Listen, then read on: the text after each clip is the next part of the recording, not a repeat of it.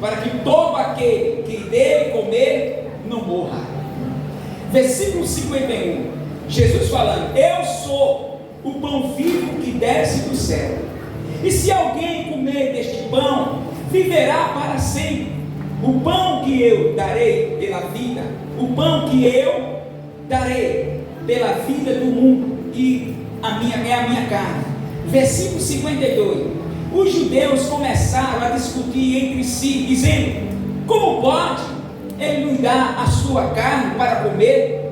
No versículo 53 diz assim: então Jesus disse: em verdade vos digo, e não beber do meu sangue, não terei vida em vós mesmos. Quem come da minha carne e bebe do meu sangue tem a vida eterna. Eu ressuscitarei nos últimos dias. Versículo 55 diz assim: porque a minha carne é a verdadeira comida, o meu sangue é a verdadeira bebida. Versículo 56: quem come da minha carne e bebe do meu sangue permanecerá em mim e eu nele. Preste atenção no que Jesus está dizendo: aquele que bebe do meu sangue, aquele que come a minha carne e bebe do meu sangue, permanece em mim. Aí Jesus retribui a palavra: e eu estarei nele. No versículo 57 diz assim: assim como o Pai que vive e me enviou, eu vivo por causa do Pai, assim quem de mim se alimenta também viverá por minha causa. No versículo 58 diz assim: este é o pão que desceu do céu, não coma acaso o vaso, pois quem comerá a mesma morrerá, mas quem come este pão viverá para sempre. Jesus falou essas coisas enquanto ensinava na sinagoga de Cafarnaum. Abra sua Bíblia aí em João capítulo 15.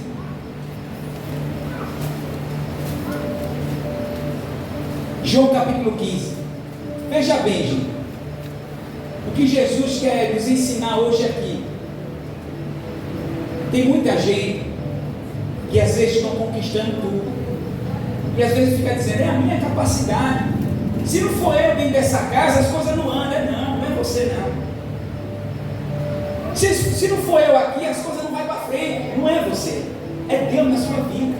Entende uma coisa: quando o homem começa a produzir algo na sua vida e no reino espiritual, não tem nada a ver com ele. Deus só quer a sua coragem. Deus só quer a sua mente e o seu coração para poder lhe usar. Deus não vai usar cadeira, Deus não vai usar nada, vai usar você. Essa capacitação que vem é de Deus. A própria palavra diz que quando aquele homem chamado Paulo, que era Saulo, se tornou Paulo, a palavra diz que ele era um homem perverso, um homem sanguinário, um homem que buscava prejudicar a vida das pessoas. Ele amarrava os cristãos e jogava os cristãos na prisão, gente. Mas a partir do momento que o Cristo entrou dentro dele, ele foi outra pessoa. Ele se amoderou à palavra de Deus, ele se rendeu à palavra de Deus. Todo ser humano, ele deve deixar Deus governar a sua casa. Não tem como, se nós não deixar Deus governar a nossa casa, existe outro governo, e é o governo do mundo, o governo da perversidade, o governo do ódio, o governo da ira, da briga. Então nós devemos deixar Deus governar a nossa casa. É tão interessante esse culto de hoje, que Deus colocou no meu coração para pregar sobre essa palavra: sem mim você não vai chegar a lugar nenhum. Nós não temos força suficiente, nós não temos estrutura suficiente para vencer o inimigo. Essa capacitação vem de Deus. A própria palavra diz que quando Jesus estava subindo, os discípulos ficaram um pouco preocupados, e a gente fica preocupado mesmo. Mas olha o conforto que Jesus disse para ele: ei, é necessário que eu vá, mas depois que eu for, vem o Consolador, vem aquele que vai guiar vocês em toda a verdade. Toda pessoa, quando perde a direção da palavra, ela fica cega espiritual, porque perdeu a visão da palavra. Só existe uma coisa que pode guiar o ser humano, é a palavra de Deus.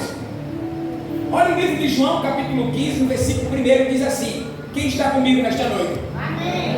Amém? João capítulo 15, versículo 1, diz assim: eu sou a videira verdadeira, e o meu pai é o agricultor. Todo ramo que está em mim e não dá fruto, ele é cortado, e todo ramo que dá fruto, ele é limpo, para que dê mais fruto. Versículo 3 diz assim: vós já estáis limpos pela palavra que vos tenho falado. Versículo 4 diz assim: permaneceis em mim, e eu permanecereis em vós. O ramo não pode dar fruto por si mesmo, se não permanecer na videira verdadeira. Assim também vós, se não permaneceres em mim. O versículo 5 é uma chave para a nossa vida. Eu sou a videira, vós sois ramo. Quem permanece em mim e eu nele, esse dá muito fruto, porque sem mim nada podeis fazer. Amém, gente?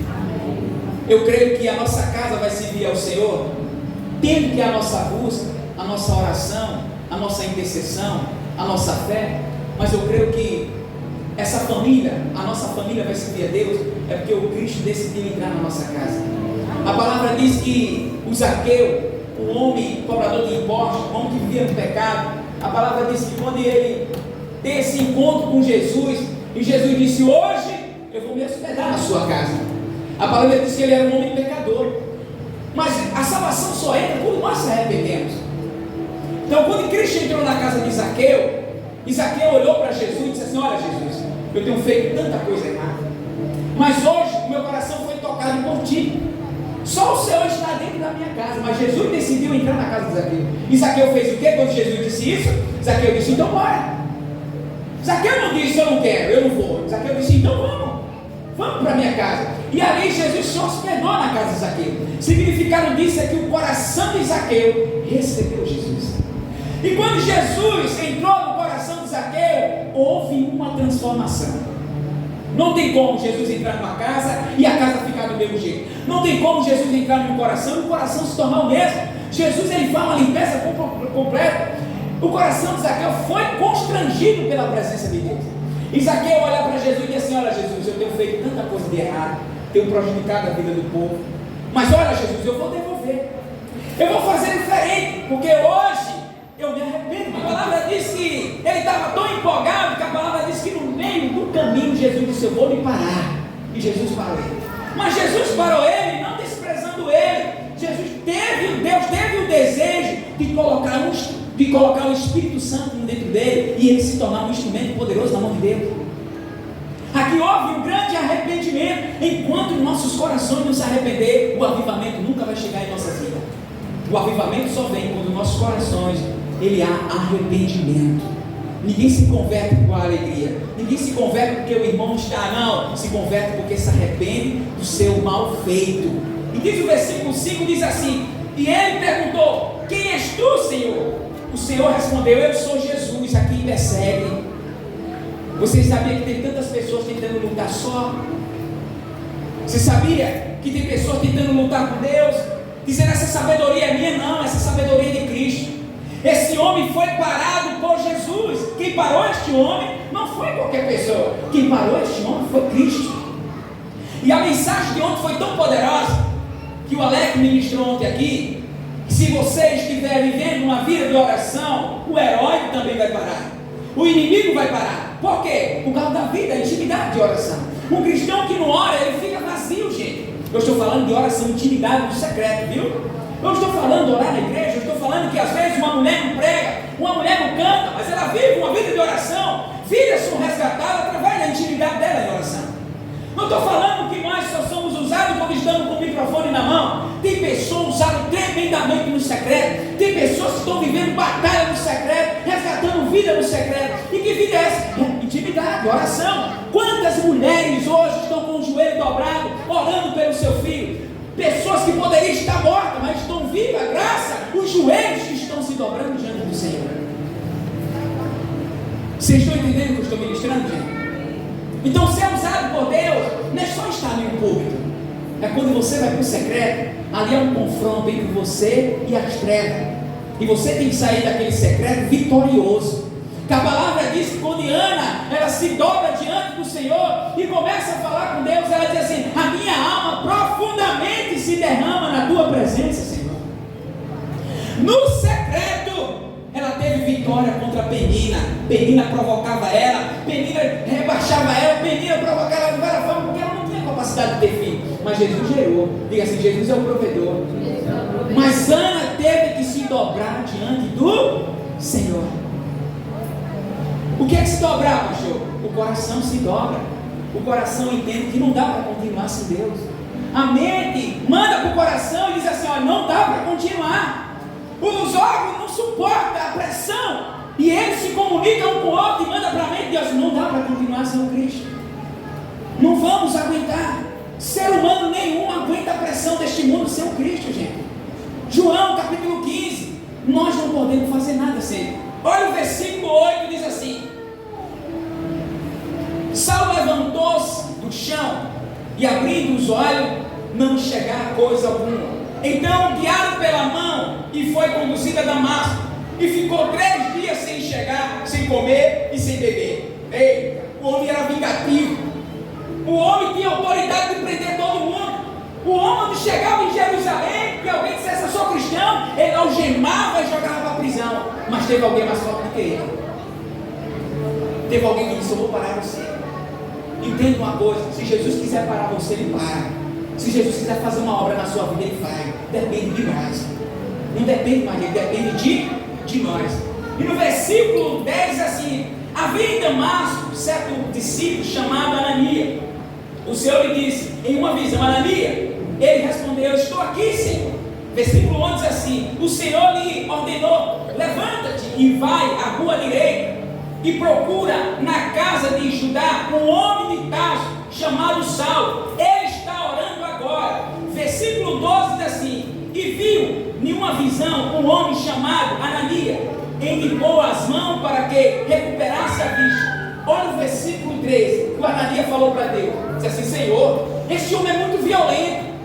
Esse homem tem perseguido a tua igreja, assolado os teus discípulos. Jesus disse: para com isso, porque eu estou no controle da vida dele. Sabia que Jesus está no controle de você? Você não pode fazer o que você quer. Mesmo que eu seja o pastor, você... Ei, nós não podemos fazer o nosso quer. Deus tem limites sobre nossas vidas. Nós não podemos fazer o que quer. E a palavra no versículo 13 diz assim: Ananias respondeu: Senhor, ouvi muito acerca deste homem, o quanto os males tem feito ao teu santo de Jerusalém.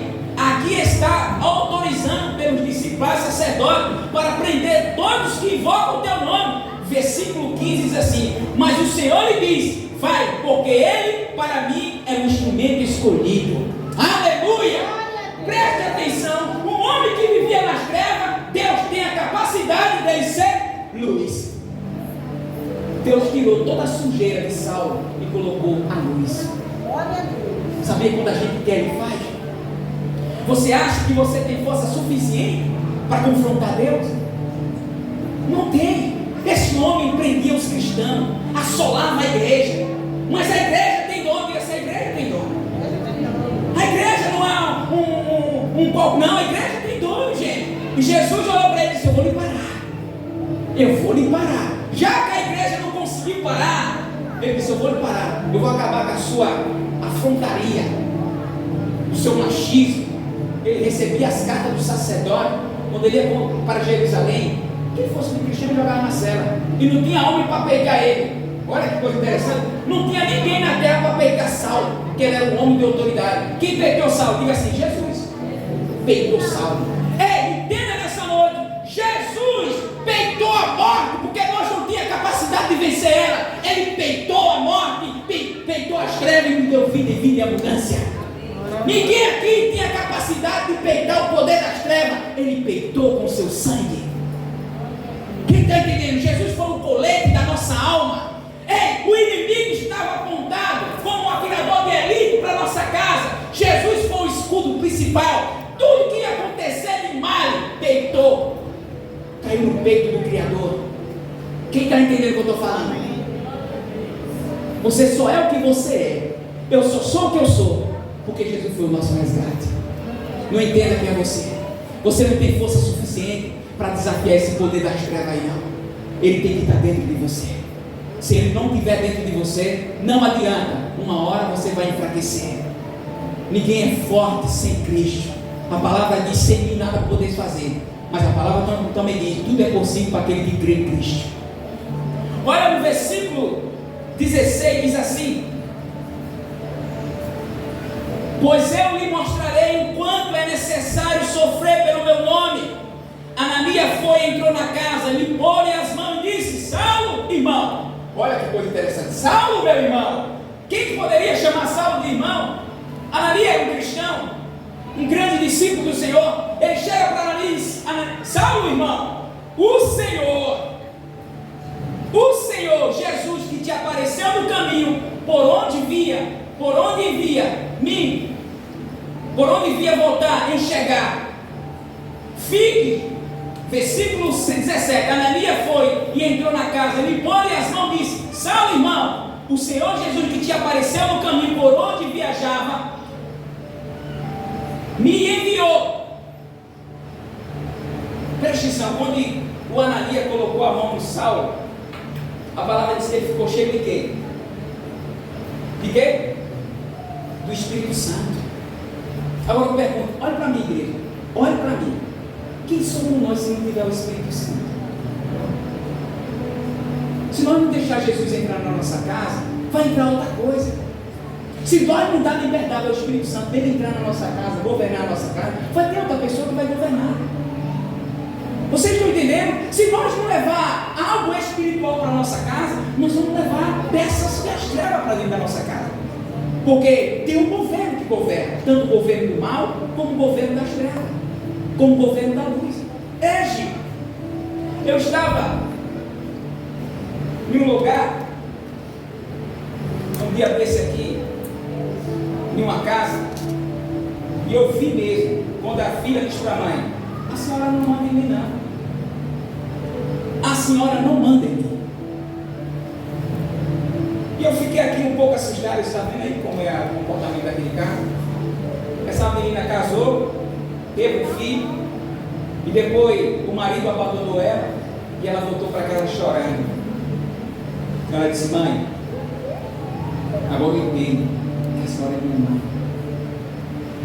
Não vamos deixar a tragédia acontecer para poder despertar, gente. O filho pródigo, a tragédia acontecer para depois ele despertar. Entenda uma coisa nessa noite, em nome de Jesus. Tudo isso que nós estamos participando aqui foi o resgate de Jesus. Vocês e eu não vamos conseguir dar passo, não vamos chegar a salvar a nossa casa se não tiver o Cristo. Todos vocês que estão aqui, principalmente eu, todos nós dependemos 100% de Deus.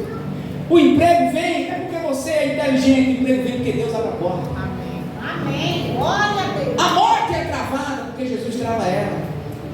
A proteção vem porque o anjo está na sua frente. E esse anjo não é porque ele ama, é porque ele recebe ordem para lhe proteger. Amém. Esse anjo é enviado por Deus. Deus conduz a sua família em triunfo. É Deus que faz isso. Ele é o governo da sua casa, da sua família.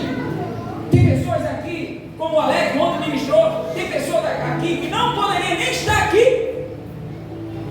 Mas Jesus atravessou na frente e disse: não vai chegar essa hora agora.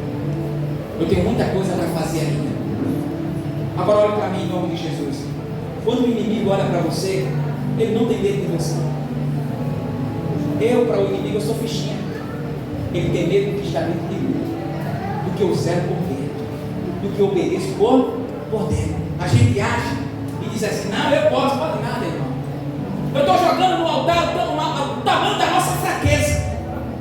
Está entendendo? Porque tem pessoas que podem estar aqui dizendo: não é assim como o pastor está falando. Ei, o inimigo, quando ele olha para você, ele não tem medo do seu dinheiro, não tem medo da sua casa, não tem medo do seu carro, ele tem medo do que você zela por dentro. Diga assim: eu zelo pelo Espírito Santo. E quando o inimigo olha para mim, para você ou para dentro da sua casa, ele vê o Cristo lá dentro. Ele vê o Deus Todo-Poderoso. Quando ele olha para dentro de você, ele vê Cristo, ele vê o Espírito Santo. A palavra diz que o Espírito Santo habita dentro, não fora. Amém, gente? Amém.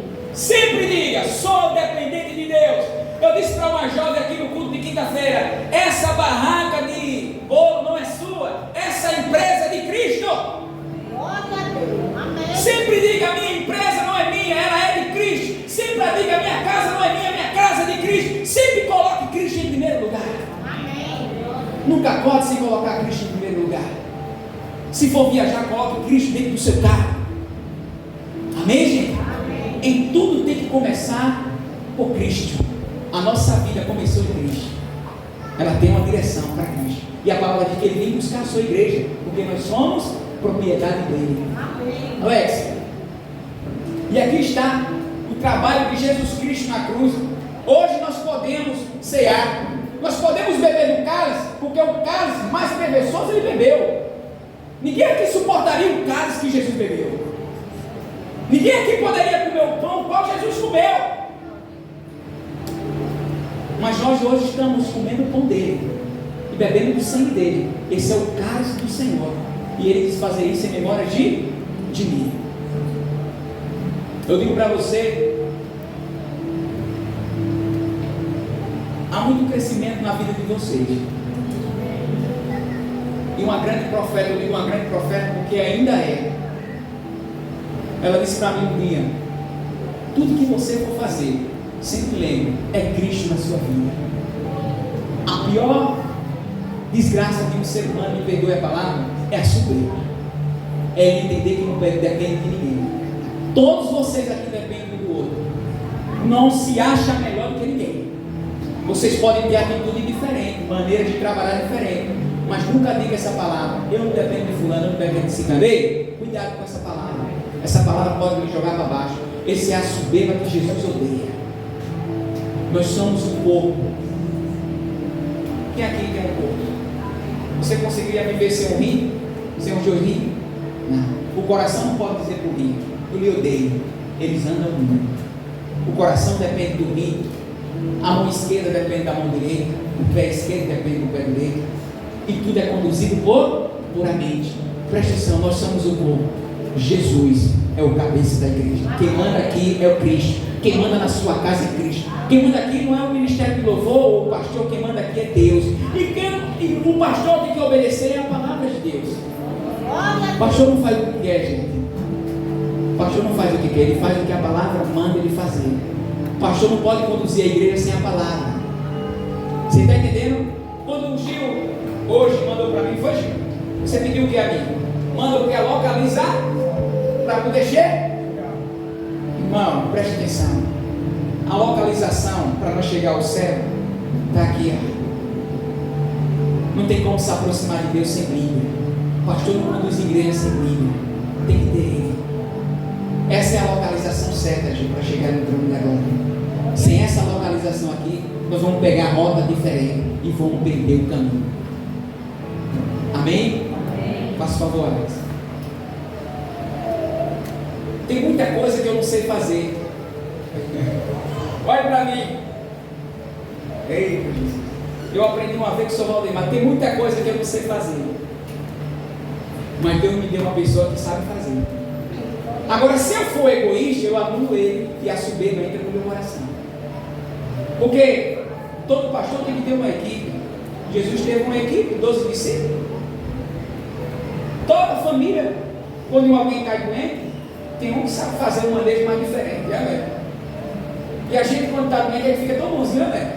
Mas rapaz, fica tão quietinho. Você já viu quando uma pessoa está doente? Só fica tão calminha, porque está doente. Mas só viu quando a pessoa está boa? Bravo. Mas quando está doente, chega, fica mansinho. Então, Alex, ele é um mestre na palavra. E Jesus está me dando várias ferramentas. E eu tenho que aproveitar. Eu tenho que aproveitar essa chave aqui, gente. Essa chave é uma chave muito poderosa.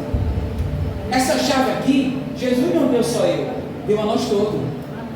Você está entendendo? Aquela mulher que varre a igreja é uma chave poderosa na mão de Deus. Já que ninguém tem tempo, ela tem. Então todos nós somos uma ferramenta poderosa na mão de Deus. Basta nós, o líder que é o líder, olhar com bastante carinho e ver o que Jesus está fazendo dentro da igreja e usar essa ferramenta. Eu fiquei muito interessado quando o Breno estava cantando aqui. Ele é uma ferramenta poderosa em Deus. Esse jovem vai crescer muito. Tudo que o inimigo quer é que a igreja vire as costas para ele.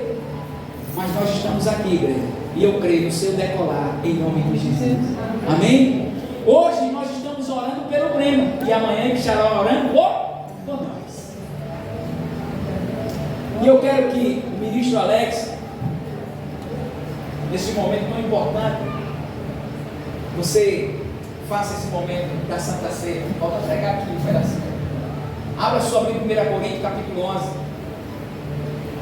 Glória a Deus.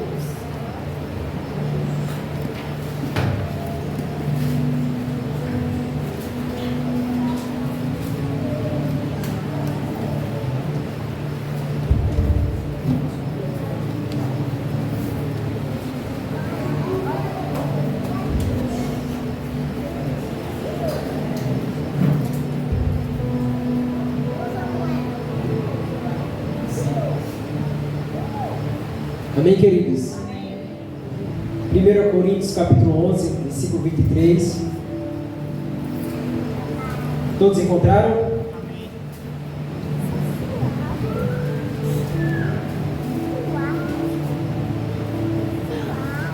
Quem encontrou, diga amém. Diz assim: pois recebi do Senhor o que também vos entreguei. O Senhor Jesus, na noite em que foi traído, tomou o pão e, depois de ter dado graça, o partiu e disse: isto é o meu corpo, que é dado por vós. Fazei isto em memória de mim. Do mesmo modo, depois de comer, tomou o cálice, dizendo: este cálice é a nova aliança no meu sangue. Façam isto todas as vezes que o beberdes em memória de mim. Porque todas as vezes que comerdes deste pão e beberdes deste cálice, proclamai a morte do Senhor, até que Ele venha. Por essa razão, quem comer do pão ou beber do cálice do Senhor, de maneira indigna, será culpado de pecar contra o corpo e o sangue do Senhor. Examine, pois, o homem a si mesmo, e desta forma, coma do pão e beba do cálice. Amém? Hoje nós vamos participar da maior festa para os cristãos, que é a Santa Ceia do Senhor. Aqui nós estamos fazendo algo que Jesus fez. E no céu vai haver uma grande ceia. E eu espero que todos vocês que estão aqui estejam lá. Porque tem um lugar preparado para todos vocês e para a sua família também. Amém? A ceia não é da igreja e nem é do pastor, é do Senhor. Se você é evangélico, confessou Jesus, se Ele é Senhor da sua vida, você pode participar. Amém? Você só não pode participar da ceia se você não for evangélico, se você não confessou. E nessa noite, quem aqui gostaria de entregar sua vida para Jesus? Levante suas mãos. Tem alguém aqui que gostaria de confessar Jesus como seu Salvador? Veja bem, viu? Todos nós somos pecadores. Quem é pecador precisa de um Salvador. Não é verdade? Só precisa de Salvador quem é pecador. E todos nós precisamos. Tem alguém aqui que quer retornar para a casa do Senhor, que está afastado, e quer voltar, que entendeu a mensagem hoje, que você é só um ramo, e longe do tronco, que é a árvore, você vai secar e murchar e não vai produzir nada. Você só vai produzir alguma coisa se você receber o nutriente desse tronco. Você é só aquele galinho lá. Se você estiver longe dele, do tronco, você vai ficar fraco, você não vai receber nutriente nenhum. E hoje você vai receber um dos maiores nutrientes para fortalecer você. Está aqui, o suco e o pão que representa o corpo de Cristo. Quando você participar aqui, querido, é o tronco. É a videira verdadeira que vai fortalecer os ramos. Vocês são os ramos que vão receber hoje o nutriente da videira e vai poder produzir fruto. Se você não está produzindo nada, é porque você está distante do tronco da videira verdadeira. E quando você está longe, você é um galinho seco que murcha e não produz nada, não serve para nada. Quem aqui hoje quer vir voltar para a videira verdadeira? Venha logo, porque eu sei que tem.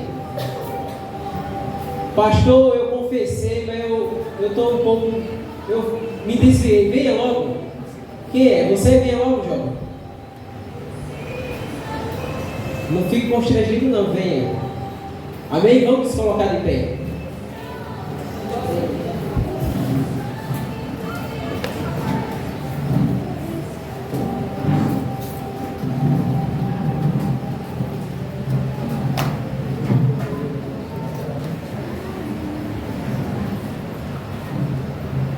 Amém?